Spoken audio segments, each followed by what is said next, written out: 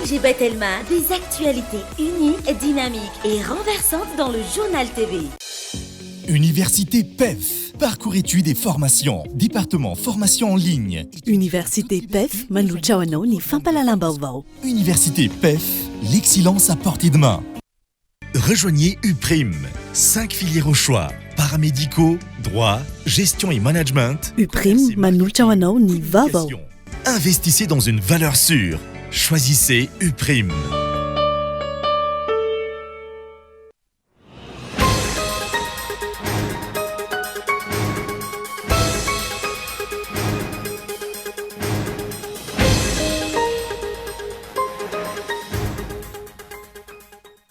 Miseho amin'ny endrika maro samihafa ny tsy fahaiza mitantana nataon'ny mpitondra fanjakana amin'izao fotoana ka ny vahoaka no mizaka ny tserany ainy.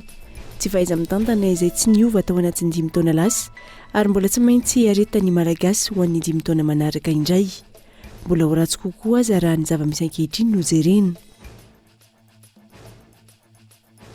Misy fetraka angoavana eo amin'ny lafin'ny famokarana sy ny lafin'ny ara ekonomika ny Madagasikara ny fampianana 20 isanjato ny solika ampiasain'ny orinasa JIRAMA any amin'ireo faritra maro manerana ny nosy araka ny fanapa-kevitra no raisy ny ministera tompon'andraikitra noho ny tsy fampintsolika ahafahana manodina ity orinasa ity. Izy fiantraikany eo amin'ny sandam-bola malagasy ity fanapa-kevitra ity raha nambaran'ireo mpamaka fankafianam-pirenena. Ny eto Antananarivo, ny Amonosy ary Sainte Marie Reriany no tsy voakasika ity fampianana ity. Mila mafisina ny mahatanitandalana sy ny fientra demokrasia eto Madagasikara amin'izao fotoana izao, hoy ny filohan'ny anteny miram-pirenena Christine Razanamasoa nandritra ny famaranana ny fivoriana tsy ara-potoana teny Tsimbazaza androany. Nambariny hatrany fa mandalo fotoan-tsarotra ny fiainam-pirenena ankehitriny antony anohizany ny vovonana ho an'ny fifampijiniana ny fanelanelana hatrany. Ankafilin'ny hatrany tompoko lasity tompoko vavy ny sidiana ny tokantranonao amin'ny tsy anio ity tonga soa indray eto amin'ny fampahalalam-baovao. Ialana tsy indrindra tompoko ny fahatarana noho ny fikortanana kely teo amin'ny lafin'ny teknika na izany azana hatrany ny tondra vaovao mari-potoana sy matitra ho anao. Hanomboantsika ny fotoana avy hatrany ary dia miseho amin'ny endrika maro samihafa ny tsy fahaiza mitantana ataon'ny mpitondra fanjakana amin'izao fotoana ka ny vahoaka no mizaka ny tserany aina. Tsy fahaiza mitantana izay tsy miova tao anatin'ny 5 taona lasa ary mbola tsy maintsy aretany malagasy ho an'ny 5 taona manaraka indray. Mbola ho ratsy kokoa aza raha ny zava-misy ankehitriny no jerena. Matoan-datsoratra eto Andriatsilafo. Mahantra ny malagasy isan'ny firenena farahidiny any amin'ny laharana farany Madagasikara raha mitamin'ireo firenena hafa aty Afrika. Tsy vao androany akory isika no miaina sy niady tamin'io fahantrana io, saingy hatramin'ny androany tsy resitsika io fahantrana io. Voalaza matetika fa mahantra ambony arena ny malagasy. Tena izay tokoa ve sa ny vahoaka malagasy mihitsy no nampahantraina? Eo amin'ny vahoaka entina amin'ny ankapobeny ireo, fa sahirana ihany koa ny mpitondra amin'izao fotoana. Sahirana noho ny tsy fahaiza mitantana sy ny fitiavan-tena ataon'ny mpitondra. Sahirana ireo mpitany filaminana, mitady paikady amerenana ny filaminana eto amintsika. Sahirana mitady ny fomba rehetra iverena ny fahatokisany ny vahoaka azy ireo. Fa tena sahirana arak'izay tokoa ve sa ilay paikady apetraka no tsy mahomby? Vao tsela akory tamin'ity herinandro ity nandeha ny opération Arato andiany faharoa any amin'ny faritry Betsiboka, distrika ny Tsaratanana iny. Mifanindran-dalana amin'izay anefa mandeha hatrany ny fanafiana sy ny asandahalo ary ny fakanan-keriny ao amin'ny faritra Betsiboka, distrika ny Tsaratanana io hatrany. Vao omaly, vehivavy iray indray no nisy nakan-keriny tao am-baibo kely. Raha toka mbola tsy nahitana mangirana ny momba ireo vehivavy roa lasa ny pakan-keriny ny alady lasa teo. Sahirana ny mpitandro filaminana manoloan'izany satria ankoatra ny tsy fampinisa, tsy manana ny oentomanana, anatanterahana ny tsakany sy andavany ny asany. Misy amin'ireny tokoa ane ka tsy manana solika nefa notolorana fiara sy moto, eny fa na de kredi aza. Porofon'izany, ireo izay manamanjo, hiara-ny fanafiana indray no voatery miantoka lasanty raha miantso mpitandro filaminana any amin'ny tontolo ambanivohitra. Ireo vahoaka tsy manatsiny indray no miantoka rano, sakafo sy ny maro hafa, ankoatra ny fandaozana ny asa mandraharaha ka miroso amin'ny fanarahan-dia ireny dahalo ireny manampy isa ny mpitandro filaminana. Sahirana ny mpitondra amin'ny fandoavana ny volan'ireo nahazo ny tsenam-barom-panjakana samihafa ananganana fototrafotrasa isan-karazany. Mandeha ny feo ankehitriny fa manambana itokona ireo mpandarà mpamatsy ireny ministera isan-karazany ireny satria tsy alohan'ny fanjakana ny volan'izy ireo. Ny asa nefa efa vita, ny entana efa voarain-tsambana raha tsirairay avy, saingy mihitsoka ao amin'ny trésor, tsy mivoaka ny vola. Ny magaga nefa, tsy izany no mamaika ny mpitondra, fa ny fanafainganana ny famoaham-bola azo avy amin'ny fanampinana avy any ivelany. Sahirana ny mpitondra amin'ny fametrahana vahaolana maharitra, mikasika ny famatsiana ny herinaratra eto amintsika. Tsy ny fampitombona ny fahafana mamokatra no imasona, fa ny fanenana ny herinaratra efa misy, raha ny fanapaikevitra no raisina, satria na enatra any amin'ny 20,000 ny famatsiana solika, any amin'ireo faritra maro, ankoatra ny eto Antananarivo renivohitra. Fanapahan-kevitra izay isy fiantraikany ratsy amin'ny famokaran'ireo orinasa madinika sy ireo orinasa salantsalany, ary indrindra ihany koa iteraka fahavoazana goavana ho an'ny firenena iray manontolo. Tsy maintsy hisy mantsy, ary ho maro ireo mpiasa ho voaroaka raha tsy afaka mamokatra araka ny tokony ho izy ireo orinasa ireo. Tsy hisy ihany koa mpampiasa vola irotsaka an-tsehatra na ato anatiny na avy any ivelany raha mbola tsy miva io olan'ny herinaratra io. Ohatra fotsiny ihany ireo ilazana fa tena sahirana ny vahoaka, sahirana ihany koa ny mpitondra. Tsy ny famangina sy ny fanambatambazana ireo sahirana nefa no tokony ataon'ny mpitondra manoloan'izany, fa ny mitady vahaolana tsy ahasahirana intsony ny mponina. Tsy ny fiazakazahana hanomevana ny vahiny, fa ny filofosana hitady lalana, anampiana sy ampivoatra ireo mpandraharaha malagasy. Tsy ny fampianana ny solika ampiasaina hamokarana ny herinaratra, fa ny fametrahana fotodrafitrasa ampitombona ny herinaratra ampiasaina sy ho tsinjaraina. Manana paikady sy fomba fiasa ahafahana miroso amin'izany raha mpitondra mahay sy mitsinjo mialoha. Saingy hatreto, omaly tsy miova, 5 taona ny ainana teo aloha ihany no 5 taona iainana ho an'ny manaraka, raha tsy hoe misy fahagagana tampoka hipotranga. Mifandraika amin'izay ihany dia hisy fiantraikany goavana eo amin'ny lafiny famokarana sy ny lafiny ara-ekônomika ny Madagasikara.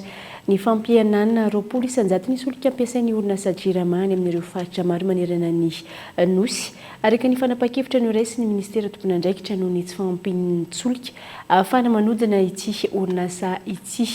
Hisy fiantraikany eo amin'ny sandam-bola malagasy ity fanapahan-kevitra ity raha nambaran'ireo mpamakafaka fiainam-pirenena ny eto Antananarivo ny ao Nosy Be ary Sainte Marie Reriany no tsy voakasika ity fampihenana ity. Henri Florian no mitatry ny antsepiriny izay. Araka ny fantatra ankehitriny, noho ny tsy fampian'ny solika ahafahana mampihodina 420 ora amin'ny 420 ora, ireo milina mpamokatra herinaratra vokarin'ny orinasa JIRAMA manerina ny tompo-pamokarana eraky Madagasikara. Voatery nahena hatramin'ny 20,000 ny famatsiana solika any amin'ny faritra maro, afa-tsy ny eto Antananarivo renivohitra, Nosy Be ary Sainte Marie. Noho izany, tsy maintsy hanao ny délestage tournant na ny fahatapahan-jiro mifandimby ny orinasa JIRAMA any amin'ireo faritra hafa, ankoatra ireo toerana telo voalaza ireo. Mazava ho azy fa ihena toy izany ihany koa ny vokatry ny famokaran'ireo orinasa madinika sy salantsalany izay teraka voka-dratsy eo amin'ny fiainam-pirenena. Le izy dikan'izay ihena zany ny famokarana eo amin'ny orinasa satria 20,000 zany somary ngezangeza ihany ny dikan'izay. Ny hena zany ny famokarana, ny resaka misehatra famokarana, ary mety hisy fiantraikany koa ohatra ty amin'ny resaka ataontsika hoe ny lanjan'ny vola malagasy satria mety hidina koa zany ny raha ohatra zany hoe ny orinasa manao exportation amin'ireny faritra ireny, mety hidina koa zany ny famokarana. Fa ny tena loza dia mety hena koa ny ataontsika hoe ny isan'ny mpiasa ao anatin'ireny sehatra ireny satria mety atroka piasa le orinasa rehefa tsy mifanaraka amin'ny tokony ho izy zany famokarana. Zany daholo zany zao ny risika misy. Aza dino zany fa tanan-dehibe zany ohatra ny Thomas na ohatra ny Antserana na ohatra ny Toliara, ohatra ny Fianaratsoa, anisan'ny voakasika zany raha raisitsika zany zay ataontsika hoe fanapahan-kevitra zay. Na izany, tsy dia hisy fiantraikany amin'io fanenany ny solika 20,000 ireo orinasa vaventy izay efa manana ny groupe électrogène ho famokarana ny herinaratra ampiasainy.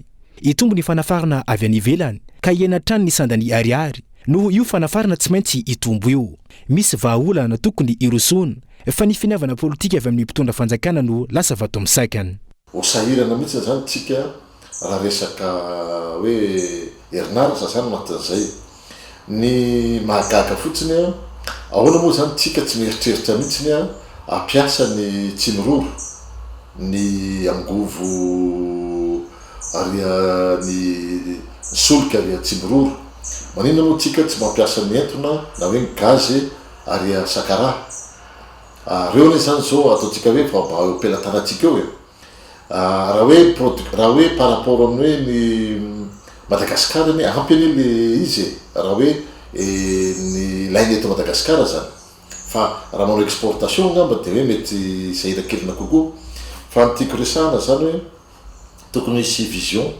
mipetraka tsara ngamba satria tena manahirana be zany maheno zany hoe faritra maro zany a hidina 20 isanjato satria reo faritra reo aleo azava reo faritra reo mazana groupe miasa any fa tsy hydroélectricité dikan'izay zany a tena misy fetraikany goavana zany a amin'ny ekonomia n'ireo faritra reo zany fanapahan-kevitra zany fanapahan-kevitra toy izany no rasin'ny mpitondra fanjakana mijoro ankehitriny fanapahan-kevitra izay hita sy tsapa fa tsy mitsinjo velively ny fampandrosoana ny orinasa malagasy fa manome vahana ireo orinasa vahiny vola mitetina raiky amin'ny 20 tapitrisa vidina tapakila atao amin'ny Madagascar Airlines ny taona 2024 2024 no tsy voalohany ministera ny fanabeazam-pirenena miroso amin'ny fitakina izany Madagascar Airlines amin'izao fotoana raha ny antotantaratasy voaray mivoaka tsikelikely ny tandrevaka sy ny famonoana ankolaka ny orinasa mpanjakana malagasy Madagascar Airlines amin'izao fotoana ity orinasa mpanjakana ity izay efa iarahany rehetra mahita fa efa mitosina amin'ny tany amin'izao fotoana satria tsy manana afa-tsy fiaramanidina roa isa ny zava-misy nandefa mail tamin'ny direction du patrimoine foncier et infrastructure ao amin'ny ministera ny fanabeazam-pirenena ny Madagascar Airlines mitaky ny trosany amin'ireo tapakila tsy mbola voaloha tamin'ny taona 2024 2024 voalaza fa efa mihoatra ny fepitaona tokony andoavana azy io trosa io ka mitaky ny andoavana izany ity orinasa ity raha ny hita mahatratra tany amin'ny 700 7,000 7,000 sy 3,70 tapitrisa ariary io vidina tapakila io ka ny volana septambra, oktobra ary novambra 2024 no tena betsaka ireo tapakila nalaina ireo satria efa nahatratra tany amin'ny 1,50 tapitrisa ariary latsaka kely tao anatiny ireo fepitaona ireo fanontaniana maro no mipetraka manoloan'izany fifandrifian-javatra ve no nahabetsaka ny tapakila nalaina tamin'ireo fepitaona ireo izay nifanojo tamin'ny pré-campagne sy ny fampelezan-kevitra tamin'ny fifidianana filoham-pirenena natao amboletra farany teo sa tena nisy asa maro no sahan'ny ministera tamin'ny fotoana io ny fanontaniana mipetraka ihany koa dia ny hoe maro ve ireo sampandraram-panjakana tsy mandony volan'ny Madagascar Airlines tahaka izao ka masahirana lalina ity orinasa sampanjakana ity tahaka izao iaina ny ankehitriny izao tsy aivina hatrany sampandraraha iray eo anivon'ny ministera ny fanabeazam-pirenena io anana ny Madagascar Airlines vola mihoatra ny 3,70 tapitrisa ariary io maro anefa ny sampandraraha eo anivon'ny ministera ny fanabeazam-pirenena raha izany ohatrinona ny vola tsy voalohan'ny fanjakana amin'ny Madagascar Airlines raha tahaka izany avokoa ireo ministera tsirairay avy izay samy manana sampandraraha maro ihany koa fanampin'izay ny taona 2024 sy ny taona 2024 amina sampandraraha iray eo anivon'ny ministera io fa manahoana kosa ny vola tsy voaloha raha tsy ilaza afa-tsy ny 5 taona farany makasika ny rara mafana eto amin'ny firenena izay hatrany dia vola mahery ny 50 tapitrisa ariary no nangatan'ireo mivosy sy ilay teratany vahiny mpiara-miasa amin'ny ahafahana mihaona amin'ny Andry Rajoelina amin'ny fahazon-dalana hitrandraka eto Madagasikara tamin'ny volana aprily 2022 nanomboka teo ny fanaraha-maso akaiky izay nataon'ny NCA ary nanangona porofo mikasika ny fanaovana kolikoly avolenta araka ny lahatsoratra an-gazety izay nivoaka navoakan'ny Le Monde omaly fitrinikoloina misarika ny sain'ireo mpanarabavao eto amin'ny tsika hatrany ampitan-dranomasina ny kasika ny raharaha Romy Andrianarsoa izay taleny kabinetra ny fiadidin'ny repoblika teo aloha ity mpiara-miasa akaiky amin'ny Andry Rajoelina ity izay niakatra fitsarana tao Londres ny fa 9 volana febroary lasa teo araka ny lahatsoratra an-gazety izay navoaka ny Le Monde omaly 20 febroary 2024 ankoatra ny fitakiana vola natao tamin'ny orinasa Gimfield ahafahana mitrandraka arena kibony tany eto Madagasikara, ampiana fandraisana anjara 10,000 amin'ny fitrandrana. Vola izay mahatratra any amin'ny 3.5 tapitrisa euro no nangatany ilay teratany vahiny sy Romy Andrianarso nandritra ireo fifanarana ny fanesy. Araka ny lahatsoratra an-gazety navoaka ny Le Monde. Nanomboka tamin'ny taona 2022, fonimbola mpanolotsaina ny Andry Rajoelina no niona tamin'ny tale jeneralin'ity orinasa ity sy ny Gilbert Ston, i Romy Andrianarso mikasika izay fangatahana hitrandraka eto Madagasikara izay. Nisy ny fiaonana voalohany tao Sofitel St James tao Londres ny volana septambra 2022. Tao aorian'izany, rehefa nilona 12 volana ny Raja izay fifanarana teo amin'ny Rontonta. Nisy ny fiaonana tamin'ny ministry ny arena kibony tany Erindrainy Olivier Rakotomalala tamin'ny solotenan'ny orinasa tamin'ny volana febroary 2022. Mazava ny fanazavan'ny gazety Le Monde, i Romy Andrianarso no nampafantatra mivantana ny Philippe Tabuteau tamin'ireo orinasa Gimfields. Ity farany izay nandray andraikitra mivantana ho mpanelanelana tamin'ny fifanarahan'ny Rontonta. Ny volana aprily 2022 no nampafantatra mivantana ny Philippe Tabuteau fa vola 5,4 sy rahetsy francs suisse na 10,900 tapitrisa ariary no takalo ny fiaonana tamin'ny Andry Rajoelina tamin'izay fangatana fahazahon-dalana hitrandraka eto Madagasikara izay. Fomba fanao izay isan'ny nampiavaka ny fitondrana Rajoelina tamin'ny andron'ny tetezamita. Vidin'ny fiaonana izay mazava ankehitriny fa tsy misy fandraisana andraikitra manoloana ny endrika kolikoly. Araka izany, taorian'io fitakiana vola ahafahana miaona amin'ny Andry Rajoelina io no nitarika ny aiagoavana tamin'ny orinasa Gimfields izay nampandray mivantana avy hatrany ny NCA na ny National Crime Agency. Nanomboka tamin'ny volana Jona 2022, nisy ny agent infiltré ny fanerasera mivantana tamin'ny Romy Voice sy ilay teratany vahiny amin'ny fifanarana isan-karazana. Profo mazava, toy ny orinam-peo izay milaza fa mila mikarama i Romy Voice no nentina teo anivon'ny fitsarana tamin'ny 9 volana febroary lasa teo. Ankoatra izany, isan'ny fanarahany ilay teratany vahiny tamin'ny agent infiltré ity raha ny fanazavana hatrany ny fandoavana vola any amin'ny kaontin'izy ireo any amin'ny firenena 4 samihafa toa ny Genève, Dubai, Singapour sy Seychelles. Manaiky ireo endrika fandoavam-bola rehetra i Romy Voice sy ilay teratany vahiny raha ny porofo iny tamin'ny orinam-peo, volamena, vato sarobidy sy vola francs suisse no nambara fa ho takalon'ny fifanarahana. Tamin'ny 10 aogositra 2022 araka izany no nokasaina natao ny fiaonana teo amin'ny Rontonta ahafahana manome ireo vato sarobidy sy vola francs suisse. Aiay, manoloana ny tranga ihany koa raha ny loharambavao azo no nahatonga ny Romy Voice sy Philippe Tabuteau hiempotra tamin'ny ora farany ary teo no nahatonga ilay fisamborana. Androany, niezaka nanantony sy nahazo fanampanazavana tany amin'ny ministry ny arena kibony tany Erindrainy Olivier Rakotomalala izahay mikasika ity raharaha ity. Tsy afaka nandray ny mpanao gazetiny Kolo TV ny ministra araka ny resaka izay natao tamin'ny tompon'andraikitra tao an-toerana. Andrasana hatrany ny mety ho toy ny raharaha kolikoly avolenta mahavoasaringotra olona ambony ity.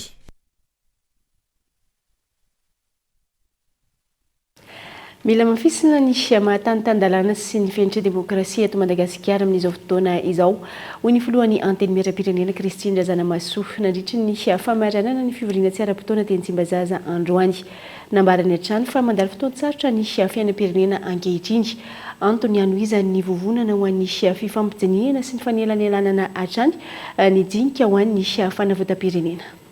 Ilaina hatrany ny fanajana ny fenitra mahatany demokratika any Madagasikara ary sehatra natao fitaratra amin'izany eo anivon'ny anteny miram-pirenena hoy ny filoha Christine Razanamaso androany nandritra ny famaranana ny fivoriana tsy ara-potoana teny anivon'ity androm-panjakana ity. Nanamafy ity farany fa mitoetra ny sehatra ho fitadiavam-baolana ho an'ny fanavotana ny firenena ao anatin'izao krizy lalina izao amin'ny alalan'ny vovonana ho amin'ny fifampidiniana sy fanelanelanana raha ny fanazavana. Lay plateforme izay plateforme ny fanakalozan-kevitra sy ny fanelanelanana. Mitohy io satria mbola nambarako ane tamin'ny kabariko teo anteny miram-pirenena dia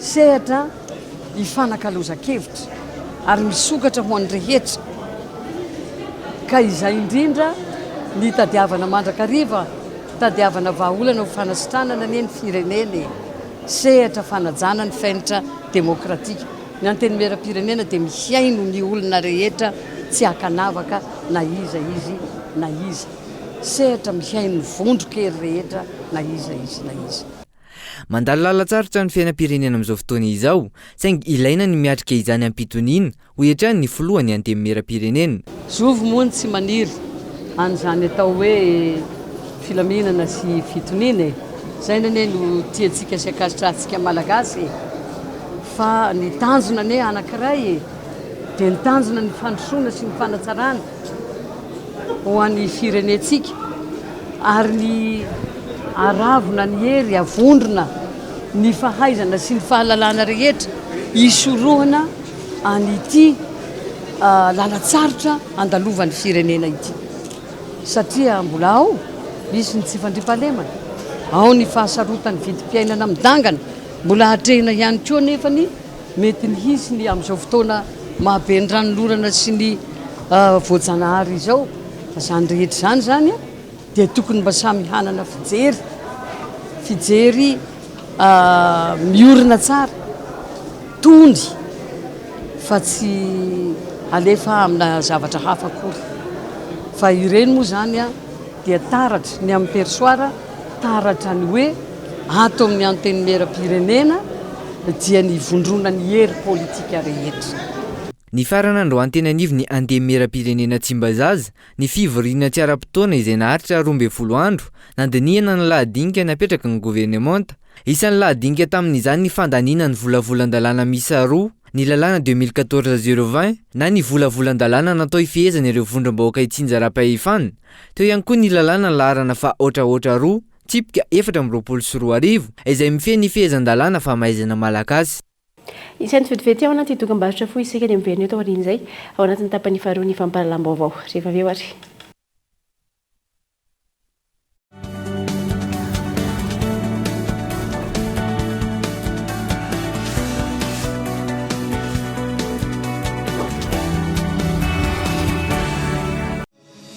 Telma est fière d'accompagner l'UPRIM dans l'accomplissement d'une mission commune pour que chaque étudiant malagasy compte.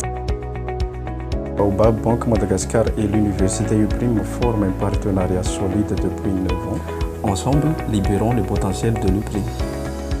UPRIM a été l'un des pionniers du système éducatif à avoir été convaincu de la solution Envol. Nous nous engageons à maintenir cette collaboration fructueuse et à façonner ensemble un avenir éducatif brillant et sans limite. Tananamano Madagascar et UPRIM, main dans la main pour l'éducation de nos jeunes paramédicaux à Madagascar. Ensemble, rallumons la flamme de l'éducation à Madagascar. Vous aussi, décidez d'avancer aux côtés des grands. Rejoignez UPRIM. 5 filières au choix. Paramédicaux, droit, gestion et management, commerce et marketing, communication. Investissez dans une valeur sûre. Choisissez UPRIM.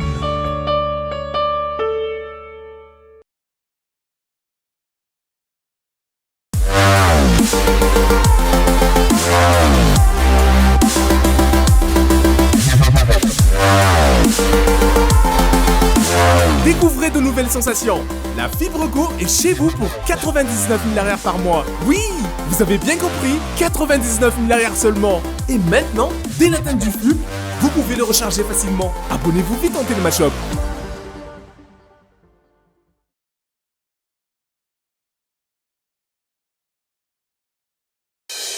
Université PEF, parcours études et formation, département formation en ligne, étudiez en toute liberté où que vous soyez. Rejoignez notre programme de formation 100% en ligne pour décrocher des diplômes habilités par l'État, licence et master, regroupement en ligne avec interaction, cursus adapté à la situation des travailleurs en quête de promotion professionnelle ou de reclassement au niveau de la fonction publique, équipe pédagogique dynamique pour assurer les mentions de votre choix, informatique, option administration réseau, génie logiciel logiciels et bases de données, management et administration des affaires, options, finance et comptabilité, entrepreneuriat, droit, diplomatie et relations internationales, options, droit public, droit privé, diplomatie et relations internationales. Rejoignez notre programme de formation 100% en ligne, Université PEF, l'excellence à portée de main. Contact 038 45 085 85 020 85 085 85.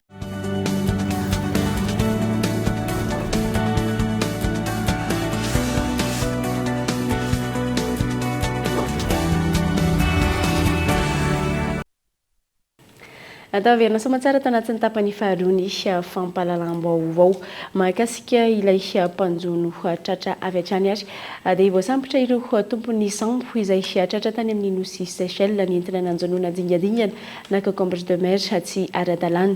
Misahirana ireo sambo voatazona any amin'ny ity nosy Ravavy ity raha ny fanazavan'ny PMF ary ny roa amin'ireo manana taratasy ara-dalàna saingy nampiasaina tamin'ny alatra sambo onona saina.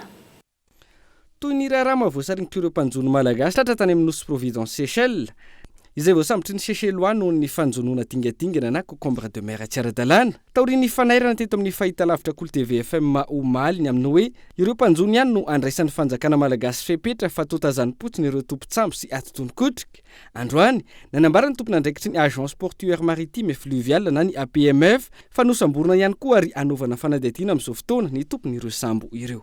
Satria matoa zany misy reny dia misy zany mpandray ny vokatra ary misy ihany koa zany ireo olona zany izay mamatsy ny fitaovana izay hoentin'ilay olona satria raha jerena zany somary lavidavitra ihany ny ataontsika hoe ny lagon Providence any Seychelles izay misy mila logistika matanjaka zany ahafahana makany zany ary sambo enina zany no voatazona any Seychelles amin'izao fotoana izao. Ny amin'ireo tompontsambo zany dia efa misy ny ataontsika hoe fisamborana azy ireo sy ataontsika hoe ny fanadihadiana zany izay atao marihana fa ry zareo ireo zany dia amin'ny ankapobeny avy eo amin'ny faritra Ambanja sy Ambilobe zany izay faritra rahantsika mahalala fa tsy dia misy présence aloha zany ny administration maritime nefa misy activité zany maro samihafa. Ho tonga ao antsiranana any oaly ireo mpanjono misy 420 amin'zato tratra tany Seychelles taoriana ny fifampiresahan'ny fanjakana rotota raha ny fanio-kevitra hatrany. Naverina ny ranomasina ireo dingadingana na ny concombre de mer azo tamin'ny fomba tsy ara-dalàna. Ny mpanjono tsy ara-dalàna izay efa tambazotra mihitsy no manao azy na ny dingadingana zany na ireo azan-dranomasina hafa. Misy tokotrany zany roa amin'izy ireo ataontsika hoe sambo ara-dalàna ary ataoko hoe manana ny taratasy eo anivon'ny fanjakana zany fa teo amin'ny ataontsika hoe ny fiaingana zany no tsy taty amin'ny seranatsambo ara-dalàna fa tany ivelany ataoko hoe ny sehatry ny seranatsambo tokony haingana zany. Zany hoe zany fiaingana tsokosoko zany aloha no zava-misy. Eto koa zany dia mazava ho azy fa misy zany ireo letsona hoe réseau izay ao anatin'ny io sehatra io dia ny sehatry ny dingadingana moa zany amin'ny ankapobeny na letsona hoe concombre de mer no misy an'io zavatra io. Efa fantatra amin'izay ny fisian'io tambazotra mpanao jono tsy ara-dalàna eto Madagasikara io fa ny andrasany maro amin'izao ny fandravana izany ary ny fampiarana ny lalàna amin'ireo rehetra tompon'antoka. Ankoatra izay no tanterahana androany ny fivoriam-be fanokafana ara-pomba ofisialy ny fitaom-piasan'ny Conseil national tripartite du travail maritime fotoana izay nanehoana ihany koa ireo mpikambana vaovao. Dia mitondra tsena sy mpanamboarana ny lalam-pirenena faha-efatra mifolo izay mampitohy ny fanadina sy Ikongo ho ny solombavamboaka ny Madagasikara voafito amin'ny distrikan'ny Ikongo androany. Na efa noraiketana tao anaty ny teti-bolam-panjakana aza ny fanamboarana ity lalam-pirenena ity ny taona 2024 tsy misy mangarahara ary ireo mponina any an-toerana no mizaka ny vokatra izany.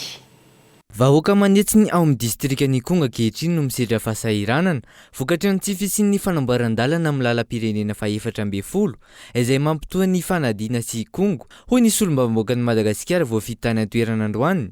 Efa nanomboka tamin'ny taona 2024 no voafaritra tao anaty teti-bola-panjakana ny anamboarana ity lalam-pirenena ity saingy tsy hita soratra mazava izany hatramin'ny androany. Zay manokana aloha zany dia maneho ny alahelo-nay satria marina ny voalazanao fa voasoratra tao anatin'ny teti-bola ny taona 2024 ny fanombohana ny fanamboarana ny lalana lalam-pirenena fa 410 zay mampitohy ny distrika ny fanadina sy kongo ary kongo vohipena. Io sora-bola io tamin'izany fotoana zany dia 5 milliards 380 millions d'ariary tamin'ny 2019. Lay asa tsy nikitihana, lay asa tsy nietsika, le vola tsy fantatra nivoaka sa tsy nivoaka, nisy sa tsy nisy. Ho anahy manokana raha tena hoe misy ny fahavononana sy finiavana iady tanteraka tokoa amin'izany resaka hoe ady amin'ny kolokolo zany dia tokony zavatra ohatran'io no tokony fitorana satria tena hoe fampijaliana ary fampahoriana faratampony mihitsy amin'ny mpiray-tanindrazana. Satria tsy mba olona narivo na naliny fa vahoaka anetsiny no mijaly no ny tsy fikitihana an'le lalana fa dia tongotra makany dia tongotra miverina. Nanamafy ity solombavam-boaka ny Madagasikara ity fa efa taona no maro tsy nasy-panavozana raha ny lalam-pirenena fa 410 dia tongotra kilometatra maro araka izany no iainan'ireo mponina amin'ny andavanandro raha ny fanazavana. Ny akaikikaiky kokoa dia hoe milatsaka ny avohim-peno dia avy any avohim-peno no misy goudron kelikely hatreo amin'ilay commune rurale atao hoe Faniria zay tapany atsimo indrindra ny distrika ny Kongo. Avy eo amin'ny Faniria io no mandeha tongotra 450 kilometatra zay vao tonga amin'ny distrika ny Kongo. Na manao an'izay na miditra avy ety fanadina zay 270 kilometatra. Fa lalana amintsika amin'ny teny zao tsisy ninina azo atao mihitsy fa na fiara tsy mataho-dalana ary dia tsy tafiditra-trano mihitsy. Raha ohatra indray tsika zany ka hoe isafidy hoe andeha masinina miala avy eo Fianarantsoa dia miala eo Tolongoina na miala eo Manapatrana mbola misy 570 kilometatra vao tonga any amin'ny tapitanana ny chef lieu de district ny Kongo zany raha miala eo Tolongoina na miala eo Manapatrana. Nefa ino ny zavatra hitantsika fa matetika misy lozam-pifamoivoizana foana lay lalamby FCE. Efa betsaka ny fampanantenana nataon'ity fitondrana ity saingy vitsy amin'izany no tanteraka hoy hatrany ny solombavam-boaka ny Madagasikara amin'ny distrika ny Kongo. Vahoaka manetsy ny araka izany no miandrana ity fanamboaran-dalana ity izay tsy mbola vita tao anaty izay 5 taona nampanantenana ny Rajoelina izay. Fa dibidrano avokoa amin'izao fotoana ireo trano miorina amin'ny toerana iva eto an-drenivohitra. Vokatra ireny rotsakorana ny sesy ireny manampitrotraka ny fahatsetsena ny lakan-drano raha ny tatetsy Andavamamba Ambilany be izao. Tafiditra ny rano avokoa ny trano ireo mponina teny an-toerana vokatra ireo antony voalaza raha ny fitarainana ireo mponina teny an-toerana Daniela Minarso. Aretina, tebiteby, torimaso tsy ampy, ireo amin'ny ankapobeny no iainan'ireo mponina amin'ny faritra iva eto Antananarivo sy ny manodidina rehefa vanim-potoa ny fahavaratra tahaka izao. Ankoatra ny rotsakorana, isan'ny mahatonga ny fiakaran'ny rano ho ireo mponina etsy amin'ny fokontany Andavamamba Ambilany be, ny fahatsetsena ny lakan-drano izay ateraky ny fanorenana trano tsy ara-dalàna. Antony angatahany ireto farany ny anokafana aingana ireo lakan-drano eny an-toerana. Rehefa tonga ny rotsakorana tompoko dia ny zavatra misy dia izao ny rano ty aminay. Mifangatanay zany izay tsy mila fanampiana hoe vary, lohanina rehetrarehetra fa tsisy toerana ny trano. Izay hitanareo manoloana anareo izao. Dia vizaka masaka daholo ny tongotry ny ankizy, ny aretina mandeha. Ankoatran'izay tompoko. Mifangatanay zany dia sokafana ny lakan-drano. Dia miara-miasa izay. Hitanao ireny izao ny voninkazo ireny potehana daholo satria miandry an'ilay miandrasana an'ilay tototry ilay tany. Dia ny ina moa zany ilay vodiny taninay. Fa izay foana zany ny fiangavianay efa 4 taona izay hoe ilay lakan-drano tompoko mba sokafana. Raha misy moa fanampiana, izay ve andaha fanampiana. Efa ao an-tranoko afaka miditra ao nareo.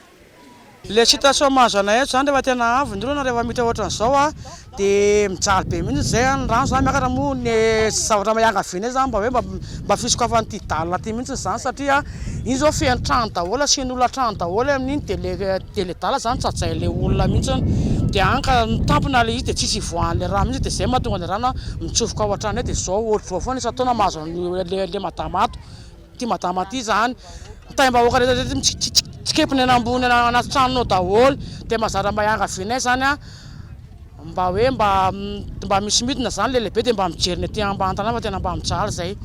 Ny amin'ny resaka tatatsa aloha zany ny azoko hanampiana an'ilay izy dia hoe tsara raha ohatsy hoe amboarina kely zany ty kanaliny ty satria jenjona be ty tery le kanal tery be zany ty dia zao zay manadio zao dia ohatr'izao foana ny zavatsy. Jehivina isana ampanantenana zavatra maro toy ny vola, jiro sy ny maro hafa ho takalo ny fifidianana ny rajoelona ho filoham-pirenena ireto mponina andavamamba ambilany be ireto raha ny fitaraina ny ireo mponina. Tonga ny fahasarotana, tsy tonga ny jery azy ireo ity farany, tranga izay mandisy fanantenana azy ireo raha ny fitarainana. Rehefa mba mizara mba ohatr'izao tsy mba misy mba hoe mba lehibe avy any ambony mba midina mba mijeranay aty ambany tanàna aty fa dia maina ohatr'izao foana zay masaka daholo ny tongotra ray amanontolo sady izy mampanantenanay hoe hijery isa-trano aizy zay nefa tsisy an'izany nefa zay zao anisan'le olona sahirana zao zay nefa zay maka jiro aman'olona samboriny jirama raha maka jiro aman'olona misotsotona samboriny jirama ny zaran'le jiro teo izy zay zao sady carnet be tsy tike sady carnet be zay tsy carte tsy manana ninina nefa zay zao tena nitsanonay tsisy jiro misy rano ohatran'izao koa ny tranonay dia tsisy jiro koa ny tranonay nefa zay tsy manana dia vita labozia isan'andro eto hoe labozia nday 6 000 isan'andro labosianay nefa fidiram-bolanay kely le fidiram-bolanay mbola eo am-pandalana mihitsy zay satria izy name tokenay mihitsy izy hoe mitety isa-trano ozy izy ijerenareo isa-trano nareo madinga ty ambany tanàna ozy nefa zay zao dia aiza zao raha mise koa ty hoe 6 000 isan'andro labosianay nefa ny ankarama mivatinay 1 million isam-bolana aiza zany miandra ny sakafo hohanina. Ankilany araka ny vinany mety ho toetry ny andro izay navoaka ny fohy be famantarana ny toetry ny andro androany nahazo filazana fampitandremana ny amin'ny fahabetsahany rotsakorana ny ao amin'ny faritra Tsimotsinanana, Fitovinany sy Vatovavy, ny distrikina Ambohidratrimo, Antananarivo Avaradrano, Antananarivo Atsimondrano ary ny eto Antananarivo Renivohitra. Fiatrekan'izany ny mety ho fikortana ny asa mandraraha amin'ny andavanandro sy ny fiandronany rano amin'ireo toerana iva fa ihany koa ny fiakaran-drano. Nahazo filazana fampitandremana miloko mavo ny ao amin'ny faritra Vatovavy, Fitovinany, Atsimotsinanana ary ny ao amin'ny faritra Betsiboka.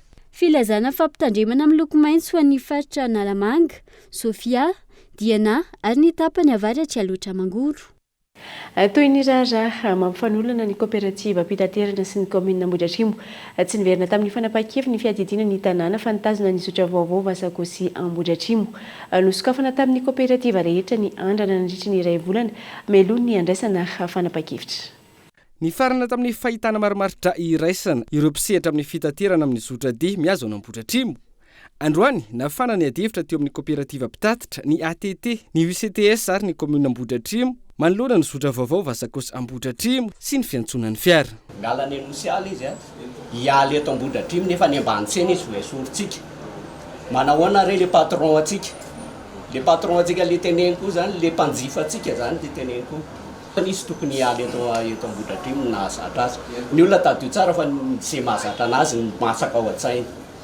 Fa ny roa manarakarak' zany raha resaka hoe fifaninanana miditra ato amin'ny resaka kooperativa dia ataoko angamba efa nisy ny globalisateur teo aloha raha antsika nalala izahay tsy matahotra fifaninanana toko ary zay avonina ny tatitra ny olona anay araka ny tokony ho izy maro hoe sondro ray loasa tsy loza zay amarary atao koka zao mantsy io ny olana itsika zao vatsy io ary koka io fahalalako azy ary rapide zay tsy azo tsy stationnaire tengambany afaka manala dia afaka mampiditra ihany fa tsy afaka mijanona ela dia ny atsika zay rehefa avy eo fa ny eritreritro io foana ny teo hatramin'izay taona maro zay io foana ny teo ngamba tsy olana amin'ny resaka hoe ambulance sy manamboninahitra mipetraka angana fa io foana fa makany hevitra namanata maninona tokoa moa raha hodina dia makany akady be antsika zay avy eo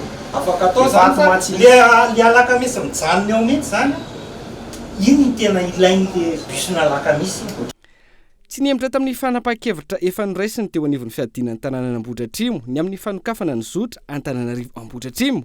Osokafana amin'ireo kooperativa efatra ny fiseharana amin'izany raha efa nomena kooperativa dia fanantenana izany teo aloha. Fa nivory tamin'ny 24 izay anananay fiche de présence dia ny ATT dia ny kooperativa efatra Kofmad, Kofiama, Fifiabe ary ny fanantenana. Reo no nandinika tamin'izay ny nahatongavany teto sy nahatongavany za tsy malala izay tanana lava sy foy ihany. Ilay ese efa natao, tsy nisy na iray raha anao ese teo taminareo efatra ireo ka lavinay. Tsisy. Fa mbola afaka manao ese ray volana ilay délai teo ray volana ilay délai teo dia mbola vo herinandro zay lasa dia afaka mivorisaka zomany herinandro tsika mifandinika hoe inona ny olana, inona ny vaolana. Afaka mivory foana miaraka amin'ny ekipa ny commune. Fa niteneniko hoe izay tsy emitra ny fanatsarana rehefa hita hoe makany amin'ilay tombotsoa be somary dia kivy loatra ny pikarakarana ianareo ary raha tratran'ny dona kely ohatran'izao dia emitra. Tsy fomba ndeha ilany manao an'izany. Fa ny azo atao dia ny hoe ndao hitady maromaritra iraisana, ndao hitady an'izay tombony ho an'ny. Nitaky ny anajan'ireo mpitatitra ny boky nandraikitra ankilan'ny solotenan'ny mpanjifa, ny taxi BD mandalo Ambohidratrimo izay manodidina ny 200 isa ka raha ireo no manara-dalàna ho foana ny filarana sy ny fiandrasana bus lavareny raha ny fanazavany ny solotenan'ireo mpanjifa. Anarifo no mijao fotoana ny mpianatra malagasy maniry ny hianatra ny Canada indrindra fa ny amin'ny faritry Québec izay miteny frantsay hoy ny avy eo anivony ny chambre de commerce et de coopération Canada Madagascar androany. Na izany tsy izay mpianatra rehetra te hianatra ny Canada no tonga any hoy ny tompony andraikitra nanaovana fanadihadiana fa ireo izay efa manomana mialoha sy mahafantatra ny tena zava-misy any an-toerana. Tsy vita ny atretra fotsiny ihany ny fianarana makany Canada fa mila fanomanana lalina na eo amin'ny lafiny arabola izany na eo amin'ny lafiny fahalalana ahafahana mamitatra amin'ny farany ny fianarana ratovina hoy ny eo anivony chambre de commerce et de coopération Canada Madagascar. Tsika moa manana dossier efatra indray misy zavatra tsy ampy dia iny zany no jerena ao anatiny ao daholo ny criminal ina moa zany ny olombelon'le olona ao koa ny tsy maintsy manana raha hianatra any ivelany tsy maintsy manana fitaovana tsy maintsy manana le vola zany le base na financement dia iny important be tonga aty zao reto olona reto dia mandeha izy mba manomboka hoe mba mifanerasera amin'ny ina moa ny bankintsika mba ahafana mahangakaingana le dossier dia eo koa miankina amin'ny tsiraray ny dossier rehetrarehetra dia miankina amin'ny tsiraray fa tsy hoe ihany na lasa dia za koa afaka andeha fa ianao en personne mihitsy zany tena samy hafa be aiza ny evinao inona ny lalana ny elanao ny anglais anao sy ny français anao aiza individuel voalohany indrindra aloha zany mitady ny école hoe aiza ny metimety amiko fa tsy hoe tonga dia mandeha fotsiny dia ty mety dia ty nandanany ihany dia zao mety amiko ve le izy mila préparation hoe ity zavatra ataoko ty ve fa tsy hanao économie satria nanao économie daholo rehetrarehetra ty zavatra ataoko ty zao ve important amiko mety amiko zavatra tiako sy zavatra azoko atao fa tsy hoe hanao dokotera sy ihany nefa na matahotra dokotera na hoe hanao ingénieur satria izay no izy dia rehefa iny mbola processus ihany koa iny ahafantarina tsara hoe izy amin'ny fianarana manaiky ohatrinona ny écolage satria iny koa mbola eo an-daniny ihany koa province inona le izy province tsiraray samy manana ny hoe zao ny vola ilainao mba ahafahanao miaina base satria any rehefa manomboka ny université dia mandoa daholo ny olona fa tsy misy hoe gratuit ohatran'ny atsika ny bourse afaka tedavina alohan'ny alana fa tsy hoe rehefa mianatra vao misy bourse ny canadianina rehetra mandoa écolage daholo manomboka amin'ny $10,000 hatramin'ny $3,000 kanadianina eo miankina amin'ny université ny tedi-bola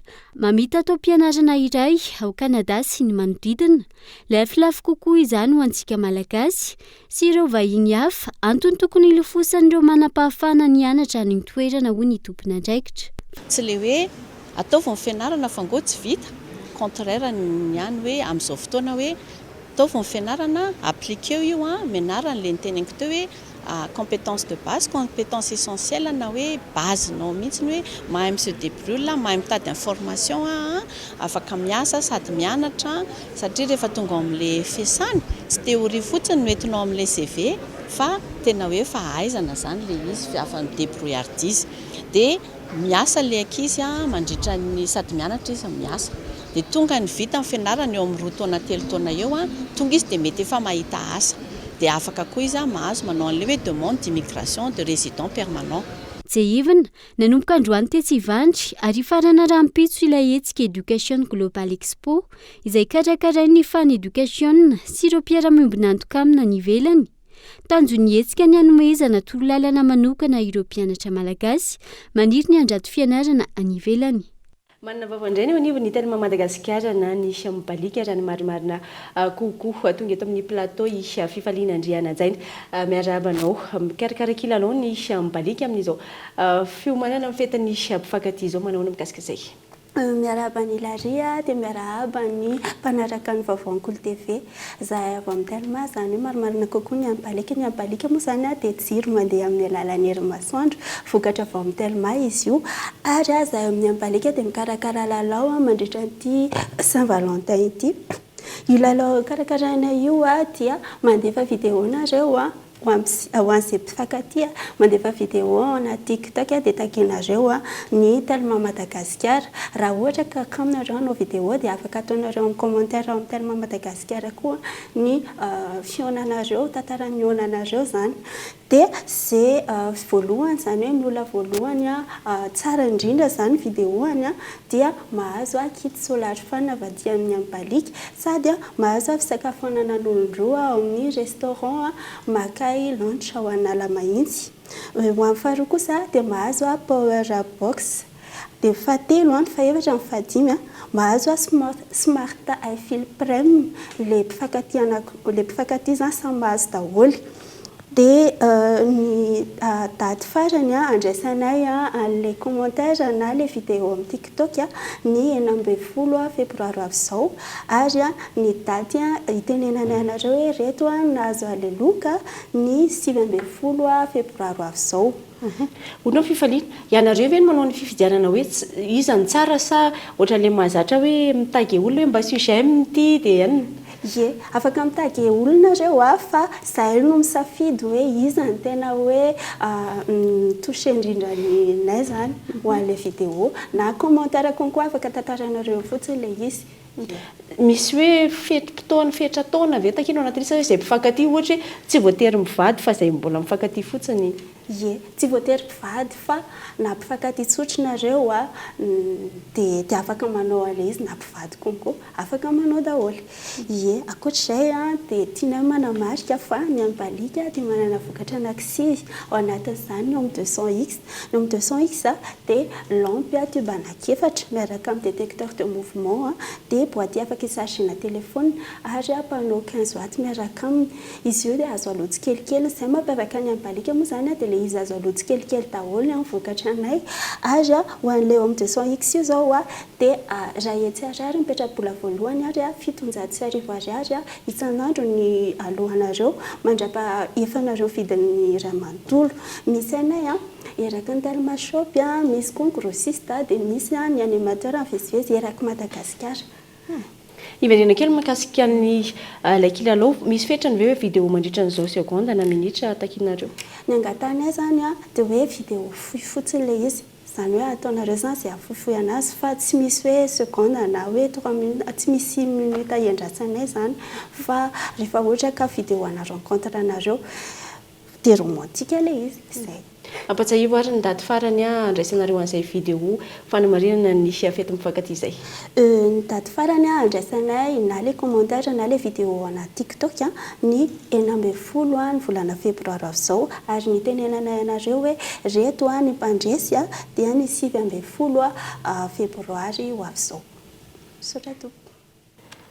Zany makasika niny isarana anao fifaliana nitondra izay fanazavana izay fa toy nilay raharaha famonoan'olona tany ankazo be dia tafakatra 2 amin'izao fotoana ireo olona nahiditra amponjavonjamaika mahakasika ny raharaha famonoana ny ben'ny tanàna atao Andranomely ankazo be 20 nalefa eny amin'ny fonjany Tsefa raha toka ny ankazo be ny 12 izay vehivavy ny 7 efa fantatra ihany koa ny raha ny fanazavana ny atony kotrika ny raharaha.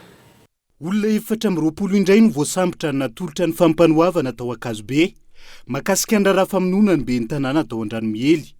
Izy ireo izay nahiditra amponjavonjamaika avokoa taorian'ny fanadihadiana nataon'ny mpitsara mpanao famotorana. Efa fantatra ihany koa ny adony kotrika ny raharaha izay atao azalambo ny fanazavana. Ka tao anatin'izany dia olona 420 no voasambotra, 90 lehilahy, 20 vehivavy. Rehefa natolotra ny fitsarana tao ankazo be izy ireo dia ny lehilahy 10 dia voatazona vonjamaika eny tsy hafa ary ny vehivavy 9 dia voatazona vonjamaika amin'ny fonjana ankazo be. Ny atodiny kotrika anakevatra dia efa fantatra ary rehefa andalam-pisamborana azy izahay ka araky ny tenenin'ny rahalahy atao miaramila teo dia atao azalambo ireo olona reo ary ny sarin'izy ireo dia avoaka tsy ho ela mba hiarahan'ny fokon'olona sy ireo miaramila FDC ny antsehatra hisambotra ary amombotra amin'ireo olona reo mihitsy. Ny aliny 7 janoary teo no nisy ny tifitra ny ben'ny tanàna atao Andranomely ankazo be. Nisokatra ny fanadihadiana ka miaramila. Lehibe ny fokotany sy olona maro no efa nahiditra amponjavonjamaika. Ny fanadihadiana ataon'ny mpitsara mpanao famotorana ao ankazo be makasika ny raharaha izay mbola mitohy hatrany hoy ny fanazavana. Tsy fandriam-pahalemana izay fa amin'ny fahatany Mahajanga kosa dia mandritry ravoloha ny mponina ho tsara rivotra antsinanana Amborovy Mahajanga amin'izao fotoana izao. Vokatry ny fanafihan'izao lamirongom-pitotra izay niseho tany an-toerana ny maraina teo. Tsy nazo ninina ireo jiolahy ny fanazavana voarain'ny mpanao gazety teny an-toerana fa nisy ny naratra ary nilaza mbola heverina izy ireo ka nanao antsoavo amin'ny hanamafisana ny mpitandro ny filaminana ny fahalemana ny an-toerana sy amin'ny tokony anazavana ny manodidina izay maizina tanteraka ka mora anaovan'ireo jiolahy ny asaratsiny. Anjarobetra Kolo Mahajanga. Tokatrano iray tao tsara rivotra Atsinanana Amborovy Mahajanga no niara-ny fanafihan-jolahy mirongom-pilotra ny maraimbe ny zoma 6 febroary. Raim-pianakaviana iray no naratra mafy nandritry ny fifanjevona araka izao fanazavana hoentiny ilay ramatoa vadiny ilay rangavo atafika izao. Ny zavatra se taminay tamin'ny roa maraina zany dia nisy nanafika izay mety olo-roa telo zany nitosy an'ilay varavarana. Nitosy indroa dia tafo valy varavarana. Dia vadiko amin'izay mboka ny tafo foa dia niaro an'ilay varavarana. Tatefa an'ilay varavarana amin'izay izy vavany nandranjareo dia tratra fibarana. Dia lohany amin'izay mboka eo.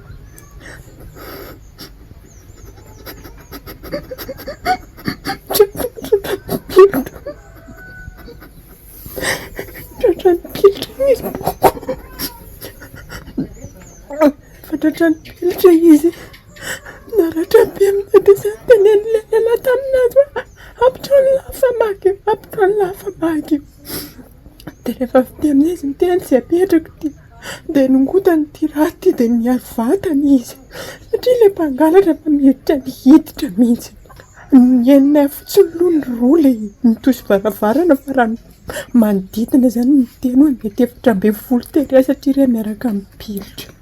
Re zany mbola tsy tafiditra fa tamin'ny varavarana fa re le manoraka zany natonga le fanakorontagnana. Mitoraka amin'ny pilitra sady mitapaka parpaire dia misy mesy fibarana reny amin'jareo sikiran'jareo ny vadiko zao lasa niakatra androvany ampitapika androny dia vavany nifiny reny potika tokotoko tamin'ny roa teo dia tamin'ny roa sasany re vao niala teto. Ansasakadiny teo mihitsy zany? Eo dia tsy niantso olona manodidina nareo? Niantso ny manodidina izay fa mivaravarana manodidina fa voafefindre daholo. Ako mainty maty dia kapandrea zao tavela eo. Nirevidrevitra tamin'ny tafo sy tamin'ny rindrin'ireo mponina manodidina ny vato sy ny toraka pilitra nandritra io fanafiana io. Nanakoako ihany koa ny toreo sy ny anjovonjy saingy tsy afaka namonjy azy ireo ny mponina manodidina noho ny amaron'ireo mpanafika ny andro raha teo maizina tanteraka. Raha ny tena izany mivoaka trano hoe andeha hamonjy mahita an'ilay jirondreo mipetrapetraka manodidina dia hoe mpamonjy reto nefa fa reo dahalo jiaby reny dia zay miboaka eo zany to dia efa velesindreo dia tsy afaka manao nininona ny tena fa dia hoe mihaino foana fa nefa na maheno an'ilay avanao voan'ilay zavatra ao tena mangoraka fo fa tsy afaka hoe andeha monjy zany ny tena mampalahelo tena mila patrouille zany zay amin'ny tsara rivotra ny tsinanana ty manomboka izao ary zay mila sina jiro poto aminay aty fa zay mba akaiky député Nicolas foana nefa zay ohatran'izao zaka mahazany reo zany ny teny satria misy mitsoka soufflé manodidina dia hoe izy mitsokatsoka soufflé io izy reo mbola hipody eto zay nambarandreo zay zany farateny nataondreo mbola hipodianandreo zay ary tsy avelanay ozy reo ka zay ny tena mampavozanay ponina eto le hoe farantendreo hoe mbola hipodiananay nambarandreo zany tsisy zavatra lasa fa reo zany tena hoe hamono mihitsy zany tena plan ndreo satria le olona victime tao ny frein ndreo tsy voa dia izy le nahazo molitra anazy karakeny za zany raha vao naheno an'le antsoantso dia nafana fo hoe hamonjy raha vao nivoaka za dia nanavy torabato iny tonga dia nirefaka taminaka fa raha za tsy nainidaikina nanontran'izao satria aksesy misy zany le toraka avy ety pilitra ary reo maro olona valo hoe ngamba satria afa le manao amamono ato afa le miandry amin'ireny anisan'ny fitaovan'ireo jiolahy tavela teny an-toerana ity fatina kolahy mainty be ity miaraka amin'ireo vadokely nampiasainy mandry tsy lavoloha noho izany ireo mponina satria namoaka vava ihany koa ireo jiolahy fa mbola hiverina ka izay no anaovan'ireto farany antsoavo amin'ny anamafisana ny fitandrona ny filaminana any an-toerana sy amin'ny tokony anasiana jiro anazava eny amin'ny faritra tsara rivotra tsinanana Amborovy eny dia niany koa tompoko lasi tompombavy manakatona ny fiarantsika indray tamin'ity anio ity isorana feny no nanjo izany hatramin'ny farany izay ihany koa mamarina ny anjarako tamin'ity herinandro ity ankasitrahako feny ianao nanjo ny fampahalalam-baovao hatrany raha mpiso amin'ny ora mazatra no hitondrany Daniela Minaso indray ny fampahalalam-baovao ny tena kosa metraka ny mandram-piona dia samy mitombo amin'ny fahasoavana.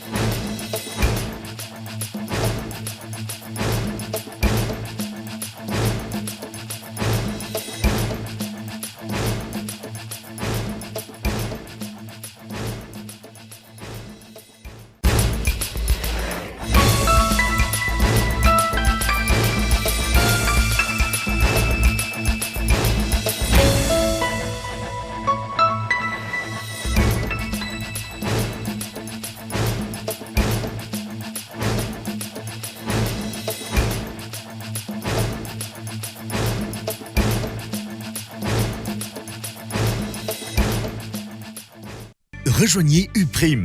5 filières au choix. Paramédicaux, droit, gestion et management. UPRIM nanolotra ho anao teo ny fampahalalam-baovao. Investissez dans une valeur sûre. Choisissez UPRIM. Université PEF. Parcours études et formations. Département formation en ligne. Université PEF nanolotra ho anao teo ny fampahalalam-baovao. Université PEF. L'excellence à portée de main. 5G Batelma, des actualités uniques, dynamiques et renversantes dans le journal TV.